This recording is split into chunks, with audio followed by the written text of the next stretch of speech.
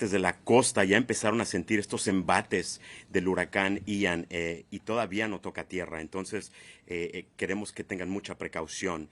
La administradora platicó con su equipo, con el equipo de FEMA esta mañana, y estamos listos y confiados de que tenemos a los equipos correctos en los lugares correctos para responder a esta tormenta. Y también para satisfacer las necesidades de las personas a las que servimos. Les pedimos a todos que acaten las advertencias de las autoridades locales antes, durante y después de la tormenta. Estas son advertencias que amenazan la vida y no pueden ser ignoradas de ninguna forma. Cuando se trata de olas de agua, lo escuchamos de la administradora, es algo bien, pero bien peligroso. Tienen que tener mucha, mucha precaución. Estamos hablando de marejada ciclónica, también de inundaciones que no tan solo van a estar en la costa, pero también tierra adentro, y eso va a afectar a comunidades que están tierra adentro en el estado de Florida. La administradora Criswell también mencionó que queremos compartir consejos útiles con ustedes. Nunca maneje en aguas inundadas. También si está en un refugio y empieza a inundarse, por favor vaya a un lugar más alto de ese refugio. Y tercero, nunca use un generador dentro de su casa. Es peligroso, es letal. Hemos visto en otras tormentas que eso no es una buena idea. También una actualización de las operaciones de FEMA, de nuestro personal, de los suministros y los recursos que hemos desplazado en la respuesta a esta emergencia. Tenemos equipos de búsqueda y rescate, también de equipos de la Guardia Costera de Estados Unidos, Departamento de Defensa, Departamento de Interior y del Estado de Florida, localizados y ubicados en Miami, listos para ser desplazados como se necesiten. Estos equipos coordinan sus operaciones por aire, por agua y también por tierra. Tenemos 128,000 galones de combustible también ya listos para ser desplazados a las áreas que sean necesitadas. Hemos movilizado generadores de todo tipo y todo tamaño también para restaurar energía eléctrica en esos lugares, en esos centros de infraestructura crítica como hospitales y lugares médicos también. El cuerpo de ingenieros también ha preposicionado 350 empleados para ayudar y llevar a cabo evaluaciones de energía y de combustible cuando la tormenta ya pase. La administradora habló recientemente también con la compañía de electricidad para ver cómo están ellos posicionados para restaurar la energía eléctrica. En cuanto a agua, comida y esos suministros, tenemos 3.7 millones de alimentos ya preposicionados en Alabama, también 3.5 millones de agua, también en ese estado preposicionados para ser desplazados a la zona impactada. Y hay muchas agencias también sin fines de lucro que están ayudando en las labores de alimentación para las personas afectadas después de que pase la tormenta.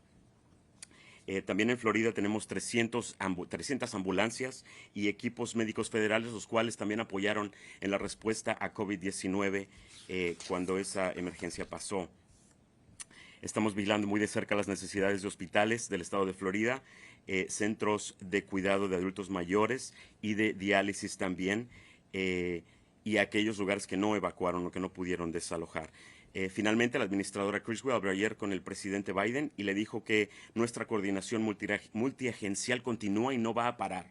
Esa coordinación no para ante esta histórica tormenta y catastrófica tormenta que ha pasado, y como lo dijo la administradora también, estos esfuerzos de FEMA no pueden ser posibles si no tenemos el apoyo y la coordinación de todas las agencias federales y organizaciones sin fines de lucro como la Cruz Roja. Eso es todo. Gracias. Thank you. Thank you. We'll take some questions now. First, we've seen some very specific requests from Governor DeSantis, certain gear, certain equipment. At this point, do you feel like the federal government has been able to get everything that he has asked for, or is there still some equipment you're trying to get in place? And then secondly, any update on how the evacuations are going? Is there a sense of timing when people might need to think today it's just too late to leave? Yeah, let me start with the evacuation question. And I've listened to some of Governor DeSantis's briefings this morning, and I think, listen again, the point is listen to your local officials. I think there's parts where they need to start staying in place, right, that it's too late to evacuate, but they need to listen to what their local officials are telling them. But as we see this storm, it's going to continue to move across the state, and so there may be parts where it's still safe to evacuate. So it's hard to make a general statement on that. It's really important that they're listening to their local officials because they're doing what they can to make sure that they're keeping them safe. But they need to make plans for that too, right? If they are going to stay in place, know how they're going to communicate with their family so they can let them know if they're safe or what their needs are going to be. And that's why we've put together this really strong search and rescue capability to make sure that we can go in by air, land, and sea, because we know that there's going to be people that have been impacted, isolated, and are going to need rescue. First part of your question again? About whether you're still positioned. Oh, right, yep. So we are continuing to move in equipment as the governor asks for more equipment. I believe today he asked for more high water vehicles and additional rescue capabilities, and we are moving that in. We are going to continue to move equipment in as we see where the impacts of the storm are as well. We've pre-positioned quite a bit of equipment so we can respond immediately. Once we know what the impacts are and what the additional needs are, we're just going to continue moving that equipment in. But I think that we are positioned really well to meet those immediate needs in the first few hours, and once we know impacts and what else is needed, we'll just continue to move that in. Anybody else? Right here, ma'am. Yep. Hi, I'm Karina Cox with the Outdoor Inspection News. I just had a question for Director Graham.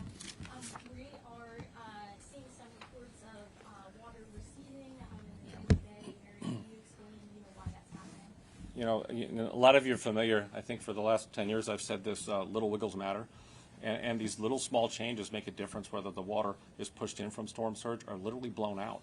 So when you have strong winds with a storm like this, it can actually push the water out. But here's the very important thing. So don't go out there, right? So it's so dangerous to be out there. So even if you see the water receding, it's not the time to go out there and look at it or collect shells or whatever it is. We've seen this in these type of storms. When the winds come down, when the winds decrease, that water comes back in. It could be incredibly dangerous. So yes, I've seen some of the pictures, and that can happen in these storms. That's the power of the wind and where it could push the water. Yep.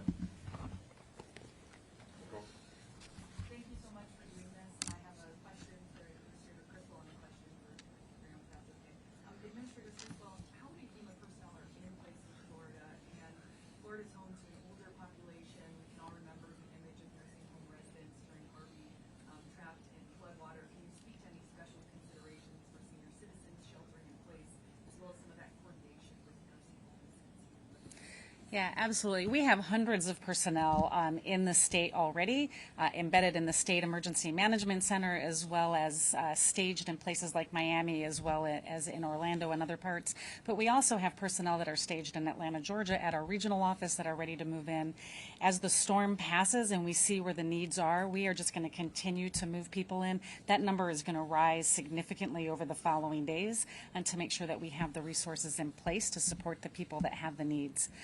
I know that this, I believe, I was talking with Gail, 30% of the population is over the age of 60 in many of these impacted areas.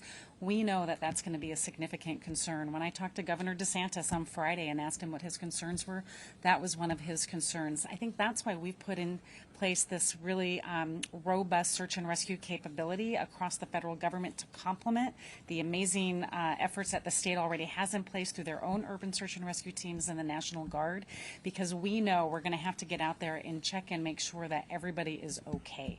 That is our first priority, and that's why we have this multi-agency, federal, state, local effort in place to make sure that they are mapping out where they're going to be able to go.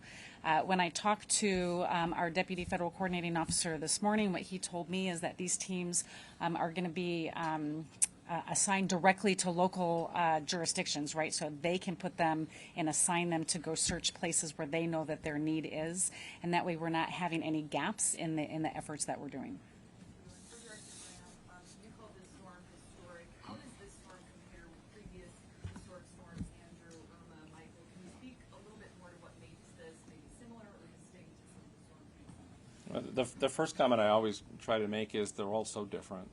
Every storm is so different, and it's just an urgent plea to everybody listening: don't compare storms. So there's similarities when you see, storms about the storm surge. Hurricane Laura, we saw 18 feet of storm surge. It was devastating.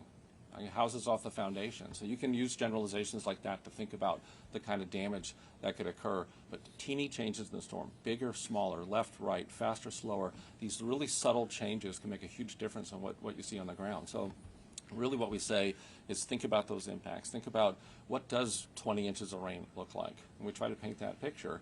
That's an incredible amount. So we say 2 feet type of thing to think about that. Storm surge, I'm 6'5". And you think about this storm surge forecast, you start getting 15, 16, 17, 18 feet. I mean, that's a lot of me type of thing. So we try to paint that picture to really, really key in those impacts. So, and the last comment is, that's why the whole NOAA team comes together on these storms, from the satellites, the radar, you look at the hurricane hunters of the Air Force and NOAA. It takes that entire team to really come up with those impacts. Not just the Hurricane Center, but the Weather Prediction Center, Storm Prediction Center, looking at where the tornadoes are going to be, the weather forecast offices, talking to the emergency managers constantly. I mean, literally in those situations, I've been in those situations, and you might as well just leave the phone on speaker, right? You're constantly talking about these. Look at me in a news conference. Look at my phone open, right? Information comes in pretty quick. So that's what happens. So it's hard to compare storms, but you really can compare the impacts, and those values that I gave are just absolutely devastating. It's historic. Sir. Hey there, Gary Grimm back from NBC News here. I have same question for the administrator and then the director, so they have different answers here. There's lots of moving parts. What is your biggest concern right now? What is keeping you up at night this week? It's the water, right? I mean, we are talking about significant amount of storm surge and a significant amount of rainfall. I think one of the reports I even heard earlier today, in some parts of the state, up to 5 inches per hour of rainfall. You know, when you combine those two together, as you heard Director Graham say, it's going to flood. The storm surge is going to back up the rainfall, and it's going to create incredibly life-threatening, dangerous situations. So for those people who didn't evacuate and are now being asked to stay in place, they need to make sure that they're getting to high ground, right? And that they are putting themselves and their families in a position that is going to keep them safe. For those that are still being asked to evacuate, take them seriously. Evacuate and get out of harm's way. I think the other big concern I have is then once the storm passes and individuals go out into this water, the water is still dangerous, right? It's still going to be moving rapidly. It's still going to have debris in it. It's still going to have down power lines in it. So there's so many different dangers after the storm passes that also contribute to some of the indirect fatalities that we see after a storm. So people just need to stay focused. They need to listen to their officials. They need to understand what the threats and the dangers are. Those first few hours, days after the storm passes are just as dangerous as when the storm is going over. So it's interesting when you do this enough years that we have it's the same concerns.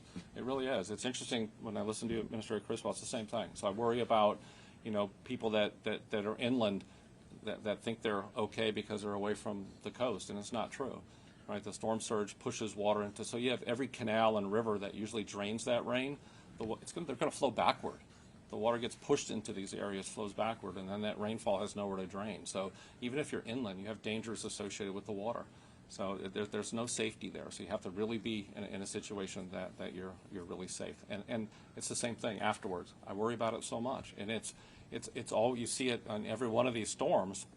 We get through the storm, and then afterwards, the hazards, the water, what's in the water. You think about power lines down, hazards, and you think about generator use. Please help us get that message out, because every one of these storms, we lose so many people afterwards for improper generator use. I'm just begging everybody, please, if you don't know, ask. Right? There's instructions, there's information out there, and make sure they're well-ventilated areas away from your windows, not in the house. And if we could do that, we can save some lives. So help us get that message out. So it's the same thing.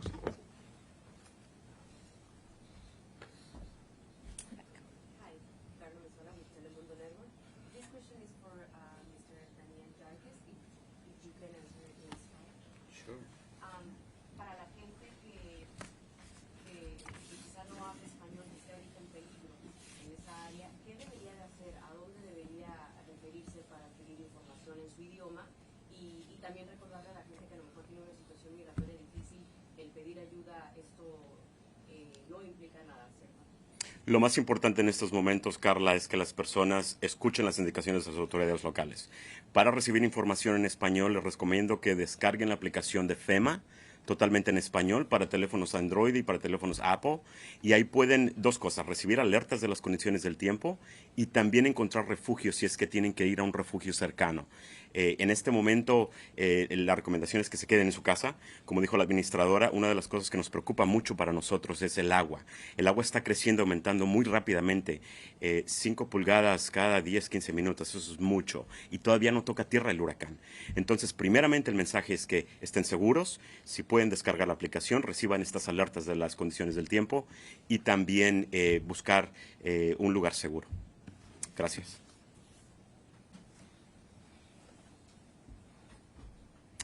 All right, last call for questions. As a follow-up, just about sort of the map and path looking ahead a few days out. Right now, where in South Carolina, Georgia are you most worried? Is there a chance that this really weakens by then or gathers strength? Like, what are you looking ahead to? Yeah, I'll let Ken talk about that, but let me first say I did speak with the governors of Georgia and South Carolina a few days ago about their concerns. That was before we knew where the path of the storm was definitely going to go. I think the predictions are that they are going to experience some storm surge and some rain. Our Region 4 office, which is located in Atlanta, Georgia, they have been fully engaged with the staff in both Georgia and South Carolina. We've sent liaison officers there to integrate with them, and as they decide what their potential needs might be, we'll continue to move resources in that area as well. Ken, I don't know if you have anything else. Yeah, you can see with the track on the board up here, so it's not just the west coast of Florida, it's also the east coast. So the wind field's so large, you'll actually get storm surge in portions of northeast Florida. So Jacksonville area, there's going to be water some pushed up into those areas. So even they need to really pay attention to this. And it goes over water for a little bit, but we don't expect some rapid intensification there, staying a tropical storm. But here's the thing, development or not, it's still a lot of moisture.